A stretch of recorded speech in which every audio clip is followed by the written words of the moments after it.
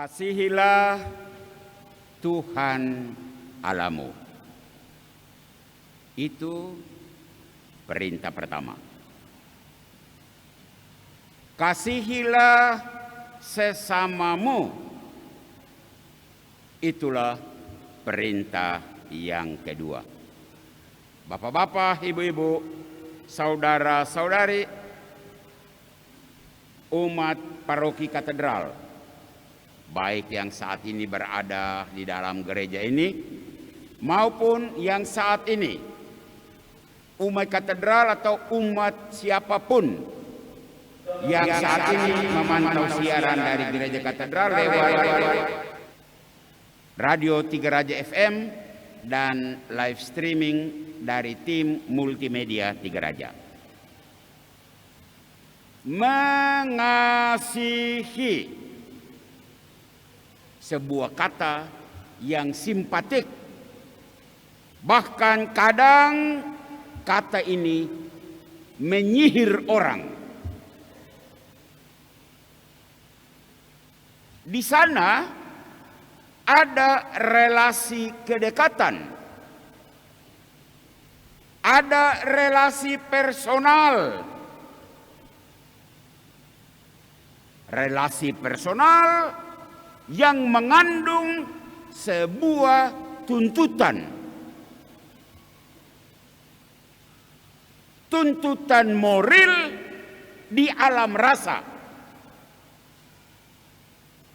Ada semacam kerinduan untuk dekat dengan orang yang dikasihi.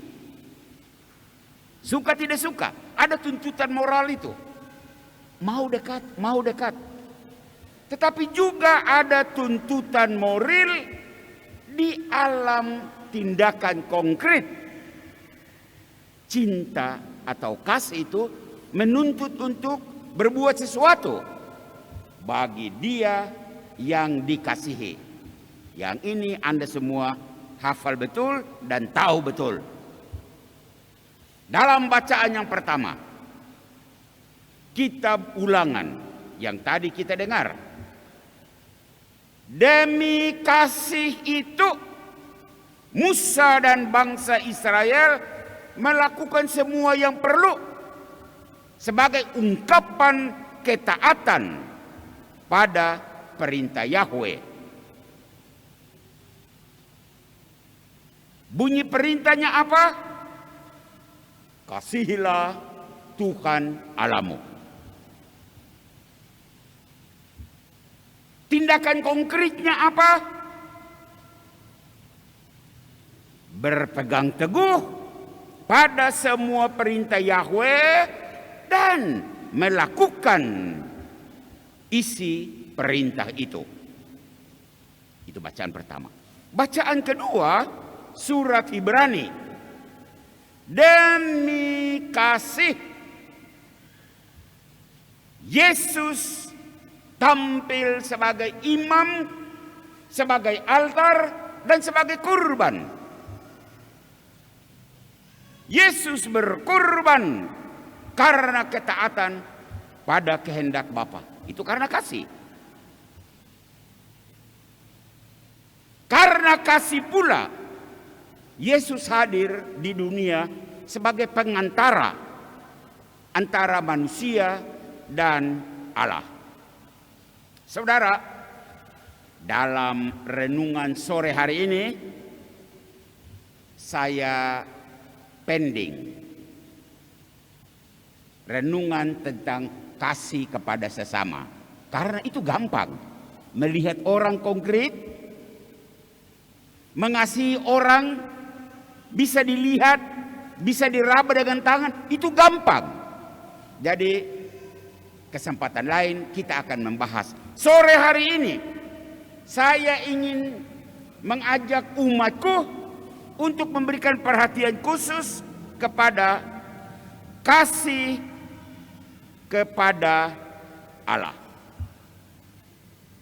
Karena Allah itu tidak nampak, susah mau membayang-bayangkan bagaimana mengasihi Allah yang tidak nampak itu. Karena itu sore ini saya ingin memberikan perhatian khusus untuk pokok permenungan mengasihi Allah. Nah, dalam kitab seluruh isi perjanjian baru sesuai ajaran Yesus, kita sapa Allah sebagai Bapa. Ya. Allah itu Bapa dan manusia sebagai anak. Kalau Allah itu Bapa dan manusia itu anak, di mana relasi kedekatan tadi itu mengundang sebuah tuntutan, maka kira-kira apa pesan hari ini? Ada beberapa pesan. Pesan yang pertama, bagi siapa saja yang berkata, saya mengasihi Allah. Oke. Lalu pertanyaan menyusul adalah, apa tindakan konkret sebagai ungkapan kasihmu kepada Allah? Pesan pertama, tindakan konkret adalah ini. Hindarilah poligami iman. Maksudnya apa? Orang beriman yang cara hidupnya mereka sudah dibaptis. Anda semua sudah dibaptis. Kita semua sudah dibaptis. Tetapi hidup seperti orang tidak beriman. Itu poligami iman. Lebih konkret lagi. Cara hidup umat beriman yang tiap minggu datang di gereja. Seperti ini. Sore hari ini banyak orang datang ke gereja. Bagus. Tetapi tiap kali juga ada kesulitan dalam hidup, pergi mencari dukun-dukun. Itu poligami iman. Atau contoh konkret lain, sudah memiliki Yesus. Kita sudah punya Yesus. Tetapi ada orang beriman itu, dia juga memiliki fui-fui. Apa itu fui-fui? Magic-magic. Itu poligami iman. Akar-akar kayu lah, benang-benang merah lah. Astaga, kau sudah punya Yesus toh? Baru, kenapa kau punya barang-barang itu lagi? Engkau menduakan Yesus. Cara hidup orang beriman, rajin baca kitab suci, rajin baca doa, tetapi dia juga rajin membaca mantra-mantra. Oh, poligami iman macam apa ini? Itu perselingkuhan. Kita sudah punya orang kekasih kita, Yesus, Tuhan Allah. Dan kita hadirkan kekuatan lain berarti kita berselingkuh. Selingkuh terhadap Allah kekasih kita. Hindarilah. Pesan pertama berbunyi, hindarilah poligami iman semacam ini. Pesan yang kedua, bagi mereka yang bilang, saya mengasihi Allah. Oke, bagus. Lalu pertanyaannya, apa tindakan konkret sebagai ungkapan kasihmu kepada Allah?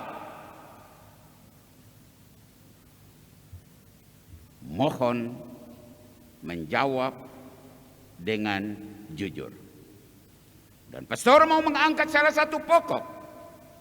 Kalau engkau mengasihi Allah, maka tindakan konkret adalah mencari waktu sebanyak mungkin untuk bertemu dengan Allah sebagai kekasihmu. Ini normal toh? Tono dan Tini baku-baku sayang. Lihat apa yang terjadi. Mereka dua akan cari waktu. Tidak pagi, tidak siang, tidak malam. Berjuang untuk bertemu. Kalau tidak di dunia nyata, di dunia maya. Mereka akan tetap kontak. Ini tanda cinta. Nah, kalau engkau juga katakan mengasihi Allah, luangkan waktu sebanyak mungkin waktumu untuk bertemu dengan Allah kekasihmu. Nah, coba kita renungkan. Dalam satu hari, berapa kali kau bertemu Tuhan Allah dalam doa? Jawab yang jujur. Dalam satu minggu, berapa kali engkau bertemu dengan Allah dalam doa? Jawab itu dengan jujur. Dalam satu bulan, berapa kali Anda bertemu dengan Tuhan Allah di dalam doa? Jawab dengan jujur. Mari kita masuk lebih dalam. Kita buat semacam kalkulasi waktu. Satu minggu kan ada 7 hari. Artinya satu minggu itu ada 168 jam.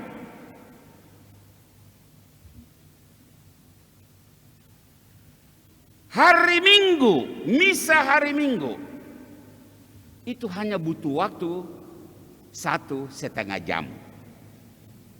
Kalau pastor tidak khotbah panjang, misa itu 1/4 sampai 1,5 jam. Artinya, engkau punya waktu yang 168 yang Tuhan kasih kau. Bisakah kau pakai 1,5 jam untuk Tuhan Allah kekasihmu dengan datang ke gereja, ikut misa yang 1/4 atau 1,5 jam itu? Sisanya 166,5 jam itu engkau punya. Silakan pakai untuk apa saja. Khusus untuk orang kekasihmu, 1/4 atau 1,5 jam. Pakai untuk bertemu dia. Ini dia. Kita saat ini hadir untuk misa. 1,5 jam. Pertanyaan pastor, kau masih berhalangan kah untuk hadir misa hari Minggu? Kau tidak punya waktu untuk Allah kekasihmu? Silakan jawab dengan jujur dalam permenunganmu. Pesan kedua, pesan yang ketiga, pesan terakhir. Bagi mereka yang bilang, saya mengasihi Allah. Oke, baik. Apa tindakan konkret?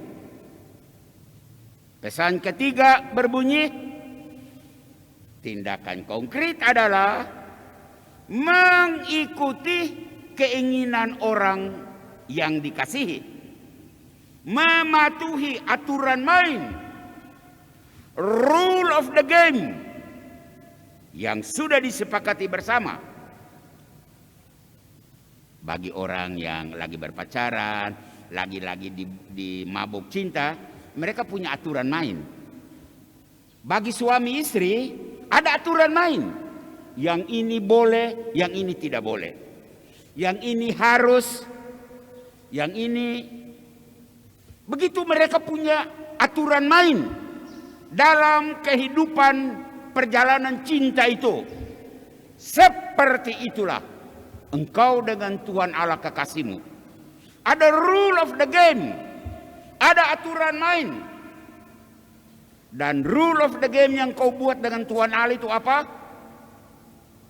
10 perintah Allah. Dan itu kita baca dalam kitab suci.